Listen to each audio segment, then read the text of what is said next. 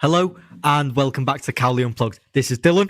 Dan. Gabby. And Owen. And on today's episode, we're going to be talking about applying to university through UCAS. Now, Dan, what does UCAS stand for? UCAS stands for the University College Admissions Service. What does it do? They process university applications into one place. So it used to be that you had to apply to universities and different technical colleges individually through them. Now it's done through one service, which is a private company. You give them some money and they manage all your applications for you. How many applications can you send through at a time? 5.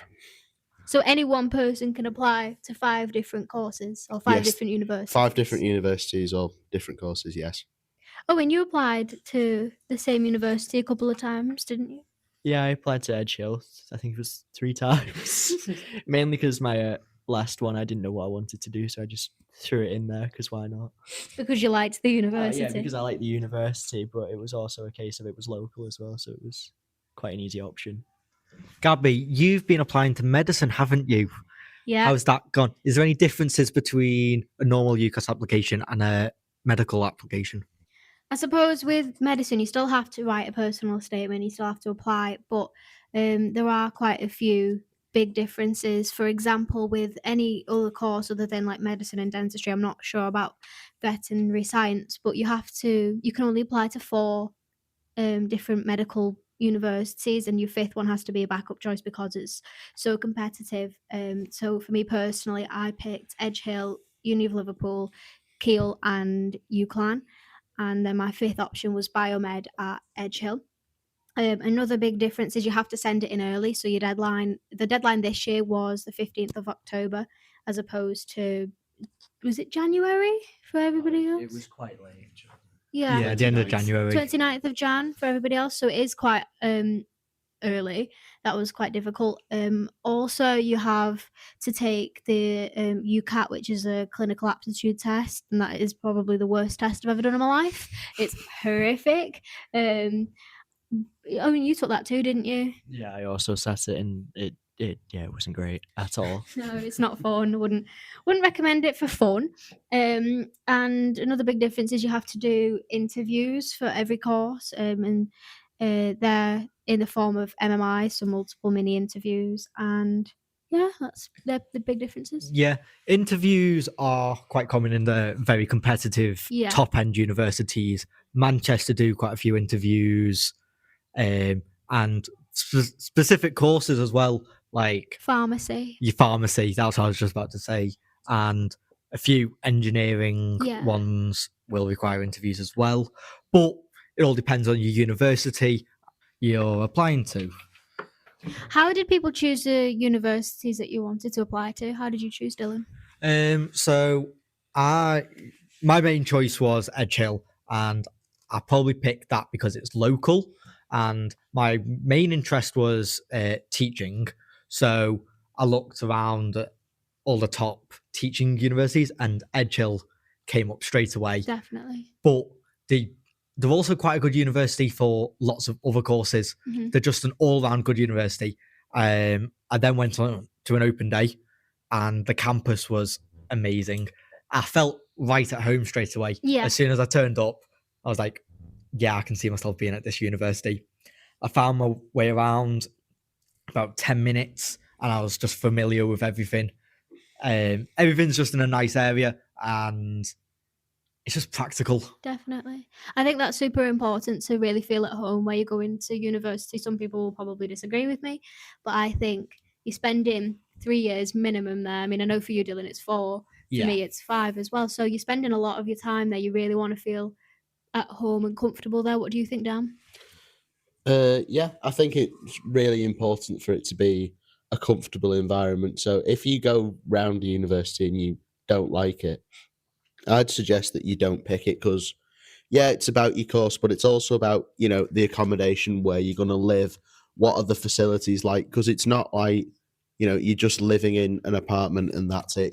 University will be your entire world for at least 3 years. So it's really important, to pick somewhere that you are really going to like, and, you want to get out of bed in the morning like, oh, I get to go to campus today, and you actually want to be there to push you forward in your course and, get the best out of it that you can. Absolutely. I think for me personally, I wanted to do dentistry initially instead of medicine, and the place that I really wanted to go, my dream college, I suppose, was King's College London. And then I realised that I was just doing that purely because it was a fancy uni and it sounded good, and I didn't actually like the thought of living in London. I'm Yeah. not a big city girl. I prefer like Edge Hill. So that's personally for me why I changed. I think it's really important. Yeah, because there's a lot to life outside your course in university. Yes, everyone's like, university, you go there to do your course, you just study, but you have all your social life in university. You got this 3 years minimum where that is everything you do. You might have a job, but you also have to have a job in a nice area as well. It's not just the university you're looking at the surrounding areas. You got the location of the university is really important, and travel, so like links with transport and stuff are also good factors to look into. And with a city university, there's a lot more real life in it. You're there living in a city like you're most likely going to be doing straight out of uni.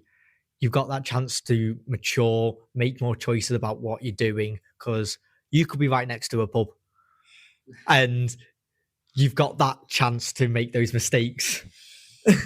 And the city university has just got a different social life outside of university. You're involved with people who don't necessarily go to university more, and there's just more to your surrounding life outside of the campus, outside of your studies and stuff. So how do you apply to university? So you need to start a UCAS application, which involves you picking your chosen universities and courses. So before you do this, I would advise you go and look around some universities that you wish to attend to or ones that are near you. Once you've done that and selected your courses and universities, you need to write your personal statement. And this is the most dreaded part of applying to university, as you have to write a 4,000 character essay about yourself and why you think you should be able to do the course. But it's not really that bad. You've just got to explain to universities why you have an interest in that course and what you've done inside of education that makes you want to do it, and what you've done outside of education to get into it. So Gabby, I know you've been interested in medicine. Like, what did you talk about in your personal statement for inside and outside of education? Inside of education, I picked A levels in biology, chemistry, psychology, and I also did core maths because they're the required courses that you have to do for medicine. There are quite a few different courses at university that require you to have specific A levels and specific grades. Outside of education, picked up various hobbies and extracurriculars and did work experience in hospitals, GP practices, all stuff like that. I think no matter what degree you want to go and do, to have some work experience in that field is definitely beneficial, not only to the university so that they can see that you are genuinely interested in the course that you're applying to, but also for you to actually see that that's the course for you. For me personally, I wanted to do dentistry, and after having some work experience, I realised no, I didn't, because it was just a lot of the same things every day, and that just wasn't for me personally. I just think work experience is something that everybody has to get to show them what they want to do. So Dylan, I know you've got an interest into going into education. So what tips from your experience would you have for any prospective students, say that they want to go into education or just that they're applying for university in general? What would you tell them that you think would have been beneficial for you to know when you wrote your application? So in my application, I talked a lot about my work experience I've done in primary schools. I've worked at 2 primary schools now, one in an after school club and another actually in the classroom with the teachers and having specific roles within the classroom as a teaching assistant. So getting into that was a main thing for me because, as Gabby said, work experience is crucial in your personal statement. If you've got experience within that field, universities jump at it.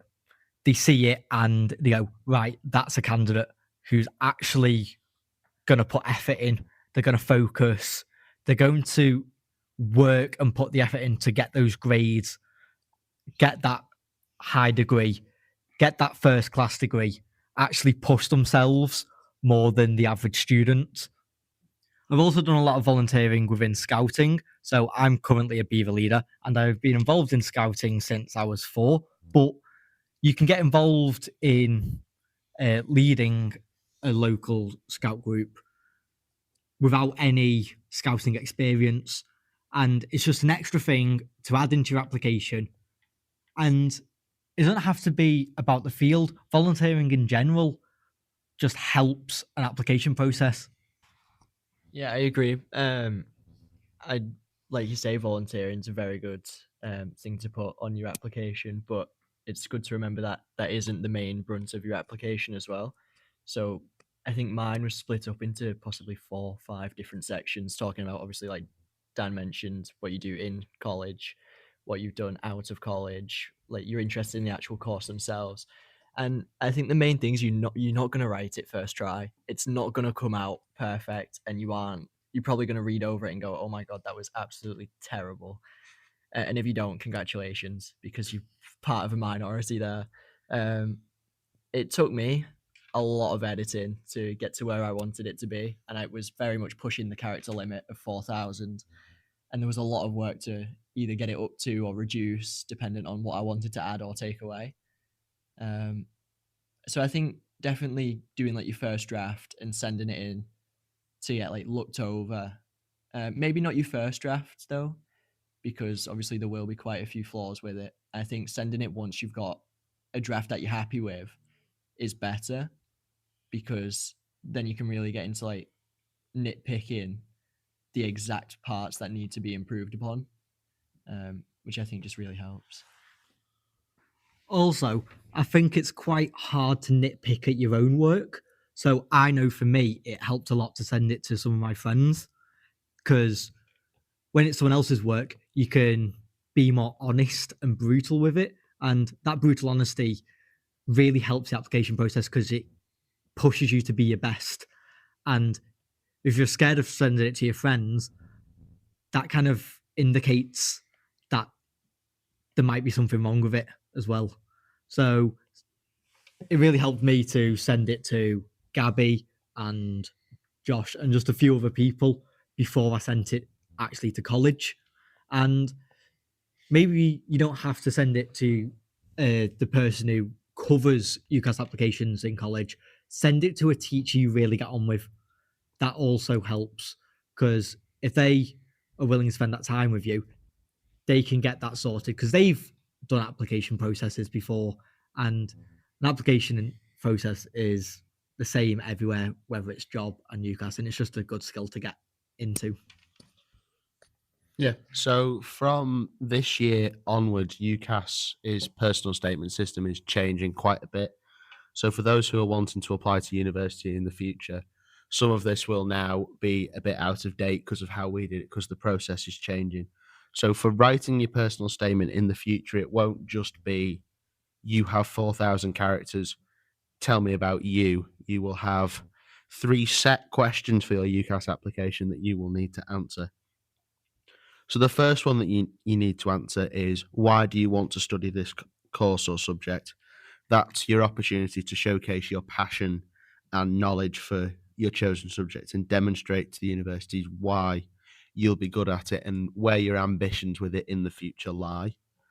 Your second one will be, how have your qualification and studies helped you prepare for this course or subject? So, this is your opportunity to tell them about your experience in education. So as Gabby's mentioned before, she wants to do medicine, so she's taken biology and chemistry. I want to do a politics degree, so I've taken government and politics.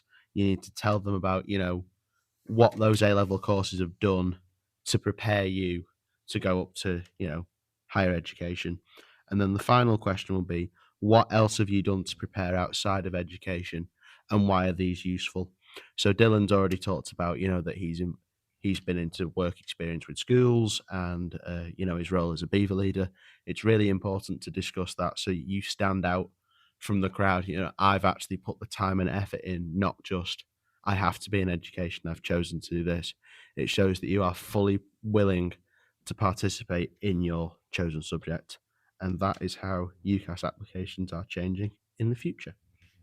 The UCAS application then goes into stuff that you're not necessarily involved with, where they get your predicted grades, and those predicted grades come from your college. They track you through your mocks, through your progression through year 12 onto year 13, and I'm pretty certain they are tracked all the way from SATs in year 6. Yeah. And those predictions, they're not the most accurate, but they give a good idea as to where the effort and mindset is with the students, whether they actually want to focus, because your teachers are involved in the predicted grades, especially your sixth form or college teachers. They have a certain level of input where they're like, this student's putting in loads of effort. Yes, they're working at a B right now, but they're putting in so much effort that they could definitely get an A star in the future. Yeah, so once all your application has been finished, predicted grades have been put in, and your application is sent off, you will be waiting to receive either a conditional or an unconditional offer. Conditional offers are sent back, hopefully, if all goes well with your application. And these conditional offers usually come back with grades that you're required to get to, and you need to meet these to get into university. However, your unconditional offers typically come back with, if your predicted grades have been really good, you have done all your work experience and wrote about it, and your application's gone really well, you will get potentially an unconditional offer. And that means no matter what you come out with in your A levels, you will be offered a place at that university. So then after all your offers are given back to you, whether conditional or unconditional, you then have a decision to make. You then choose your hard choice, your firm choice, and that's going to be the university that you actually want to go to. That's your priority. And then you make a second choice, a backup decision. And that'll be a university that has maybe lower grade expectations, lower grade boundaries. So after making that firm choice, you then go on to student financing. How have you, because I know you've started this, Dan, how have you gone through the student financing? Yeah, so student financing is one of those things that, most people need to think about when they're going to university, because it's quite an expensive investment in your education and your employability. And, money is an issue that often lots of people will think about in university, but they will think that I can't afford to go to university, so I won't go. But it's not something that people need to stress about as much, because there is something called a student loan, which is a loan given to you by the government in order to pay for you to go to university and, come out as a better member of society with having a degree. So, course fees and the cost of living at university are quite expensive, but you will be given money after applying for a student loan from the government in order to pay for this. So there are 2 types of loans from the Office for Students to cover your tuition and your living fees. So that first one, I've mentioned tuition fees. Tuition fees are set as a national maximum. It cannot be more than around £9,500. And then the next one is a maintenance loan. Your maintenance loan is to pay for you to live, to pay for your accommodation, your food, your transport to and from university, getting home, things like that, which I think is the thing that most people worry about. We've all definitely had to think about the financial aspect of university when applying for it. Yeah. But you don't need to worry about it as much as you think you would, because that assistance is available. And often universities will also give you something called a grant if you meet those requirements. So you can, receive extra money from the university, which will, help you pay for university. So that student financing covers your day-to-day life, and a big fee for most people, it'll go towards your accommodation. Now, you apply for your accommodation through the university that you've made your offer with, made your choice with. And a lot of universities will have a lot of different accommodations. So during your open days, look around the accommodation and find a place that you think would suit you best. There'll be different prices, different locations, different sizes. So there's a lot to consider about accommodation at university, but you also don't have to stay at university. There's a lot of accommodation off university in surrounding towns.